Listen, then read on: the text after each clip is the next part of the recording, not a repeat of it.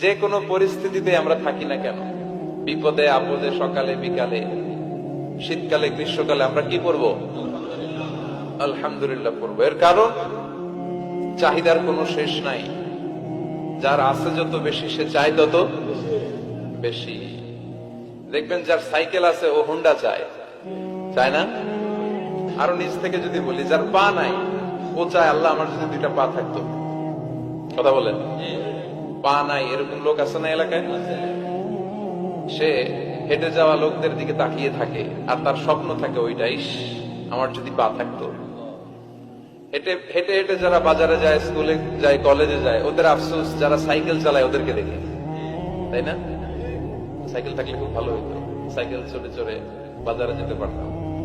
সাইকেলওয়ালারও আফসোস আছে, সে আফসোস করে হুন্ডাওয়ালাদের দেখে, মনে মনে ভাবে যদি বউ থাকতো। হ্যাঁ, একেবারে